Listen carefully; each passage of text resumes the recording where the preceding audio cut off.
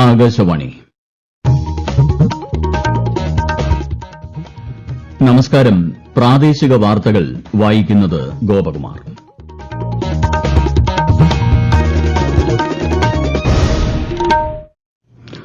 പ്രധാന വാർത്തകൾ. പ്രതിപക്ഷ പ്രതിഷേധത്തിൽ പ്രക്ഷുബ്ധമായി പാർലമെന്റ്. ഇരുസഭകളും ഇന്നത്തേക്ക് പിരിഞ്ഞു. തദ്ദേശ സ്ഥാപനങ്ങളുടെ നേതൃത്വത്തിൽ ബഹുജനങ്ങളെ അണിനിരത്തി മാലിന്യമുക്തം നവകേരളം പദ്ധതി ഊർജിതമാക്കാൻ മുഖ്യമന്ത്രി പിണറായി വിജയൻ വിളിച്ചു ചേർത്ത യോഗത്തിൽ തീരുമാനം. മുനമ്പം ഭൂമി പ്രശ്നം പഠിക്കാൻ ജുഡീഷ്യൽ കമ്മീഷനെ നിയമിച്ച് സംസ്ഥാന സർക്കാർ വിജ്ഞാപനം പുറപ്പെടുവിച്ചു. സംസ്ഥാനത്തെ ഐടിഐകളിൽ ശനിയാഴ്ച അവധിയും ആർത്തവ അവധിയും പ്രഖ്യാപിച്ച് മന്ത്രി വി ശിവൻകുട്ടി. ജാർഖണ്ഡ് മുഖ്യമന്ത്രിയായി ഹേമന്ത് സോറൻ സത്യപ്രതിജ്ഞ ചെയ്തു. ഗോവ രാജ്യാന്തര ചലച്ചിത്രമേളയ്ക്ക് ഇന്ന് സമാപനം. വാർത്തകൾ വിശദമായി. പ്രതിപക്ഷ പ്രതിഷേധത്തെ തുടർന്ന് പാർലമെന്റിന്റെ ഇരുസഭകളും ഇന്നത്തേക്ക് പിരിഞ്ഞു. ഒരു പ്രമുഖ വ്യവസായ ഗ്രൂപ്പിനെതിരായ കൈക്കൂലി ആരോപണം ഉയർത്തിയായിരുന്നു പ്രതിഷേധം. പ്രതിപക്ഷം അംഗങ്ങൾ മുദ്രാവാക്യവുമായി നടുത്തളത്തിൽ ഇറങ്ങിയതോടെ ഇരുസഭകളിലും നടപടികൾ തടസ്സപ്പെട്ടു. വയനാട് എംപി പ്രിയങ്ക ഗാന്ധിയുടെ ലോക്സഭാംഗമായുള്ള സത്യപ്രതിജ്ഞയ്ക്കും പാർലമെന്റ് ഇന്ന് വേദിയായി. ഭരണഘടന ഉയർത്തിപ്പിടിച്ചായിരുന്നു സത്യപ്രതിജ്ഞ. തദ്ദേശ സ്വയംഭരണ സ്ഥാപനങ്ങളുടെ നേതൃത്വത്തിൽ ബഹുജനങ്ങളെ അണിനിരത്തി മാലിന്യമുക്തം നവകേരളം പദ്ധതി ഊർജിതമാക്കാൻ മുഖ്യമന്ത്രി പിണറായി വിജയൻ വിളിച്ച യോഗത്തിൽ തീരുമാനം. വാർഡിലെ നിർവ്വഹണ സമിതികൾ ചേർന്നാവും ശുചീകരണ പ്രവർത്തനങ്ങൾക്ക് നേതൃത്വം നൽകുക. മാലിന്യ സംസ്കരണവുമായി ബന്ധപ്പെട്ട് സ്വകാര്യ സംരംഭകരുടെ നൂതന സാങ്കേതിക വിദ്യകൾക്ക് സാങ്കേതിക അനുമതി ലഭ്യമാക്കാനുള്ള കാലതാമസം പരിഹരിക്കുന്നതിന് നടപടി സ്വീകരിക്കാനും യോഗം തീരുമാനിച്ചു. ദ്രവമാലിന്യ സംസ്കരണം പൊതു സ്വകാര്യ പങ്കാളിത്തത്തോടെ നടപ്പാക്കാൻ തദ്ദേശ സ്ഥാപനങ്ങൾക്ക് അനുമതി നൽകാനും തീരുമാനമായി. കേരളത്തിൽ ജോലി ചെയ്യാൻ ആഗ്രഹിക്കുന്നവരുടെ എണ്ണം തൊഴിൽ തേടുന്നവർക്കിടയിൽ വർദ്ധിച്ചുവരുന്നതായി മുഖ്യമന്ത്രി പിണറായി വിജയൻ. കേരളത്തിലെ സ്റ്റാർട്ടപ്പ് ആവാസ വ്യവസ്ഥയിൽ കഴിഞ്ഞ 8 വർഷങ്ങളിൽ വലിയ മാറ്റമുണ്ടായതായും മുഖ്യമന്ത്രി പറഞ്ഞു. കേരള സ്റ്റാർട്ടപ്പ് മിഷൻ സംഘടിപ്പിക്കുന്ന ഹഡിൽ ഗ്ലോബൽ 6ാം പതിപ്പിന്റെ ഉദ്ഘാടനം തിരുവനന്തപുരം കോവളത്ത് നിർവഹിക്കുകയായിരുന്നു മുഖ്യമന്ത്രി. Kerala contributes an impressive 3.8% to India's GDP, despite having only 1.18% of the country's land area. The stress for space is felt in our IT parks too. To tide over crunch, Kerala has introduced the innovative land pooling model.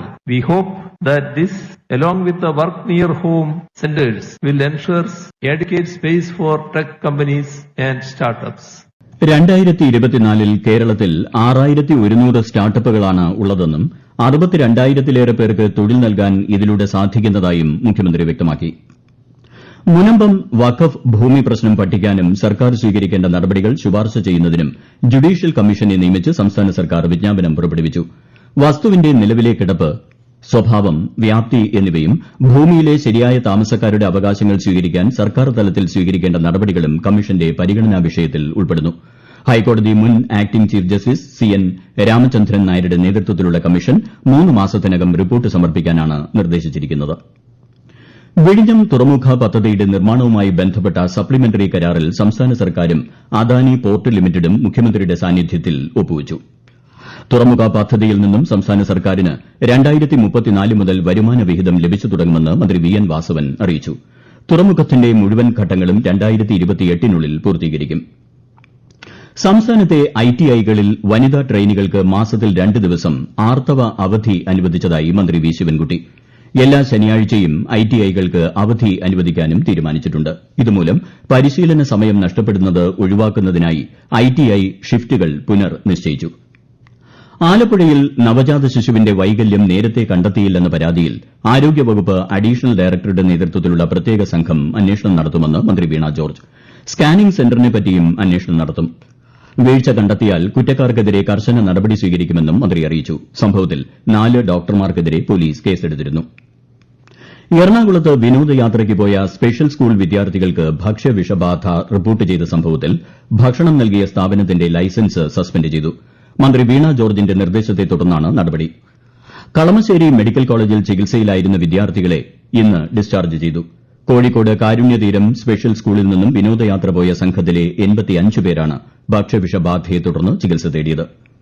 ഈ വാർത്തകൾ ആകാശവാണിയിൽ നിന്ന്. ആകാശവാണി വാർത്തകളും വാർത്താ അധിഷ്ഠിത പരിപാടികളും all India radio news Thiruvananthapuram YouTube ചാനലിലും at all India radio news Thiruvananthapuram Facebook പേജിലും AIR ന്യൂസ് _ ഇൻസ്റ്റഗ്രാം അക്കൌണ്ടിലും at AIR news _ TVM X ഹാൻഡിലും ലഭ്യമാണ്. ജാർഖണ്ഡ് മുഖ്യമന്ത്രിയായി ഹേമന്ത് സോറൻ സത്യപ്രതിജ്ഞ ചെയ്തു. റാഞ്ചിയിൽ നടന്ന ചടങ്ങിൽ ഗവർണർ സന്തോഷ് കുമാർ ഗാംഗ്വാർ സത്യവാചകം ചൊല്ലിക്കൊടുത്തു. കോൺഗ്രസ് അധ്യക്ഷൻ മല്ലികാർജ്ജുൻ ഖാർഗെ, ലോക്സഭാ പ്രതിപക്ഷ നേതാവ് രാഹുൽ ഗാന്ധി തുടങ്ങിയ നേതാക്കൾ സത്യപ്രതിജ്ഞാ ചടങ്ങിൽ സന്നിഹിതരായി. 55ാമത് ഗോവ രാജ്യാന്തര ചലച്ചിത്രമേളയ്ക്ക് ഇന്ന് സമാപനം. ശ്യാമപ്രസാദ് മുഖർജി ഇൻഡോർ സ്റ്റേഡിയത്തിലാണ് വർണ്ണാഭമായ സമാപന ചടങ്ങ്. മികച്ച ചിത്രത്തിനുള്ള സുവർണ്ണ മയൂരം ഉൾപ്പെടെയുള്ള പുരസ്കാരങ്ങൾ ചടങ്ങിൽ പ്രഖ്യാപിക്കും.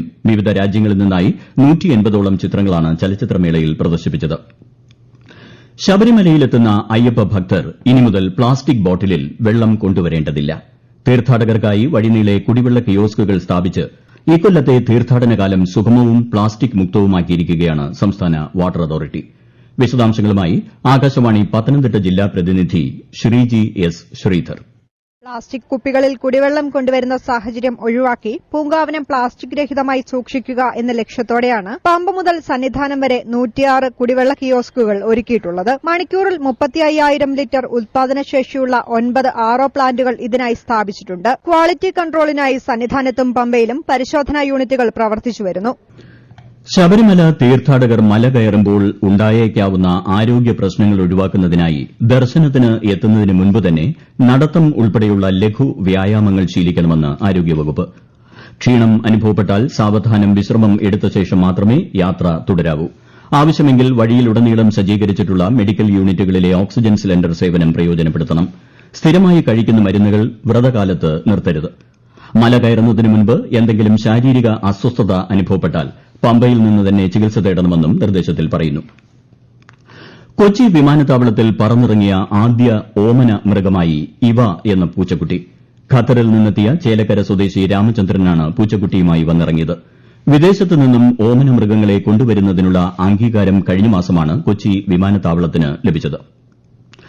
കണ്ണൂർ പറശ്ശിനിക്കടവ് മുത്തപ്പൻ ക്ഷേത്രത്തിലെ വഴിപാട് പ്രസാദമായി പയറും തേങ്ങാപ്പൂളും മാത്രമാണ് നൽകുന്നതെന്ന് ക്ഷേത്രം അധികൃതർ അറിയിച്ചു. ശ്രീ മുത്തപ്പൻ അരവണ പായസം എന്ന പേരിൽ വ്യാപാരികൾ കച്ചവടം നടത്തുന്നതിൽ പറശ്ശിനി മഠപ്പുരയ്ക്ക് യാതൊരു ബന്ധവുമില്ലെന്നും ക്ഷേത്ര ട്രസ്റ്റി വാർത്താക്കുറിപ്പിലൂടെ അറിയിച്ചു. ADM നവീൻ ബാബുവിന്റെ മരണം CBI അന്വേഷിക്കണമെന്നാവശ്യപ്പെട്ടുള്ള പൊതു താൽപര്യ ഹർജി ഹൈക്കോടതി തീർപ്പാക്കി. നവീൻ ബാബുവിന്റെ ഭാര്യ ഇക്കാര്യം ആവശ്യപ്പെട്ട് ഇതിനകം തന്നെ റിട്ട് ഹർജി നൽകിയിട്ടുണ്ടെന്ന് ചൂണ്ടിക്കാട്ടിയാണ് ഹർജി തീർപ്പാക്കിയത്. ക്ഷേമ പെൻഷൻ തട്ടിയെടുത്ത ഉദ്യോഗസ്ഥന്മാരുടെ പേര് വിവരങ്ങൾ പുറത്തുവിടണമെന്ന് BJP സംസ്ഥാന അധ്യക്ഷൻ കെ സുരേന്ദ്രൻ. വലിയ തുക ശമ്പളം വാങ്ങുന്ന ഉദ്യോഗസ്ഥന്മാർ സാധാരണക്കാരുടെ അത്താണി കൈവശപ്പെടുത്തുന്നത് മനുഷ്യത്വ വിരുദ്ധമായ കാര്യമാണെന്നും അദ്ദേഹം പ്രതികരിച്ചു. ISL ഫുട്ബോളിൽ ഇന്ന് കേരള ബ്ലാസ്റ്റേഴ്സ് FC ഗോവയെ നേരിടും. കൊച്ചിയിൽ വൈകിട്ട് 7:30-നാണ് മത്സരം. കേരളത്തിൽ അടുത്ത 5 ദിവസം ഇടിമിന്നലോടുകൂടിയ മഴയ്ക്ക് സാധ്യത. തൃശൂർ, മലപ്പുറം ജില്ലകളിൽ മറ്റന്നാൾ ഓറഞ്ച് ജാഗ്രതയും പാലക്കാട്, കോഴിക്കോട്, വയനാട് ജില്ലകളിൽ മഞ്ഞ ജാഗ്രതയും പ്രഖ്യാപിച്ചിട്ടുണ്ട്. തെക്കൻ കേരള തീരത്ത് മറ്റന്നാൾ വരെ മത്സ്യബന്ധനത്തിനും വിലക്ക് ഏർപ്പെടുത്തി. രാജ്യത്തെ ഓഹരി വിപണികളിൽ നഷ്ടം. ബോംബെ ഓഹരി സൂചിക സെൻസെക്സ് 1190 പോയിന്റ് താഴ്ന്ന് 79,044-ലും ദേശീയ ഓഹരി സൂചിക നിഫ്റ്റി 361 പോയിന്റ് നഷ്ടത്തിൽ 23,914-ലും വ്യാപാരം അവസാനിപ്പിച്ചു. കോട്ടയം വഴിയുള്ള Kollam Ernakulam Kollam MEMU train service 2025 May 30 വരെ നീട്ടി ഇന്ത്യൻ റെയിൽവേ. തിങ്കൾ മുതൽ വെള്ളി വരെ രാവിലെയും വൈകിട്ടുമായാണ് മെമു സർവീസ് നടത്തുന്നത്. കോട്ടയം വഴിയുള്ള തീവണ്ടി യാത്രക്കാരുടെ തിരക്ക് പരിഗണിച്ചാണ് മെമു സർവീസ് ആരംഭിച്ചത്. തിരുവനന്തപുരത്തെ മണക്കാട് തിരുവല്ലം റോഡ് പണികൾ പൂർത്തിയാക്കി ഗതാഗത യോഗ്യമാക്കിയതായി ജല അതോറിറ്റിയും പൊതുമരാമത്ത് വകുപ്പും മനുഷ്യാവകാശ കമ്മീഷനെ അറിയിച്ചു. കമ്മീഷൻ നൽകിയ ഉത്തരവിന്റെ അടിസ്ഥാനത്തിലാണ് നടപടി. തിരുവനന്തപുരം വിമാനത്താവളത്തിലെ രാജ്യാന്തര ടെർമിനലിൽ പുതിയ ലോഞ്ച് പ്രവർത്തനം തുടങ്ങി. നിലവിലുള്ള ലോഞ്ചിന് പുറമെയാണിത്. ലോകോത്തര നിലവാരത്തിൽ ഒരുക്കിയിരിക്കുന്ന അദാനി ലോഞ്ചിൽ 50-ലേറെ യാത്രക്കാർക്ക് ഒരേ സമയം വിശ്രമിക്കാം. പ്രധാന വാർത്തകൾ വീണ്ടും. പ്രതിപക്ഷ പ്രതിഷേധത്തിൽ പ്രക്ഷുബ്ധമായി പാർലമെന്റ്. ഇരുസഭകളും ഇന്നത്തേക്ക് പിരിഞ്ഞു. തദ്ദേശ സ്ഥാപനങ്ങളുടെ നേതൃത്വത്തിൽ ബഹുജനങ്ങളെ അണിനിരത്തി മാലിന്യമുക്തം നവകേരളം പദ്ധതി ഊർജിതമാക്കാൻ മുഖ്യമന്ത്രി പിണറായി വിജയൻ വിളിച്ചു ചേർത്ത യോഗത്തിൽ തീരുമാനം. മുനമ്പം ഭൂമി പ്രശ്നം പഠിക്കാൻ ജുഡീഷ്യൽ കമ്മീഷനെ നിയമിച്ച് സംസ്ഥാന സർക്കാർ വിജ്ഞാപനം പുറപ്പെടുവിച്ചു. സംസ്ഥാനത്തെ ITIകളിൽ ശനിയാഴ്ച അവധിയും ആർത്തവ അവധിയും പ്രഖ്യാപിച്ച് മന്ത്രി വി ശിവൻകുട്ടി. ഝാർഖണ്ഡ് മുഖ്യമന്ത്രിയായി ഹേമന്ത് സോറൻ സത്യപ്രതിജ്ഞ ചെയ്തു. ഗോവ രാജ്യാന്തര ചലച്ചിത്രമേളയ്ക്ക് ഇന്ന് സമാപനം. പ്രാദേശിക വാർത്തകൾ കഴിഞ്ഞു. അടുത്ത വാർത്താ പ്രക്ഷേപണം രാത്രി 7:25-ന്.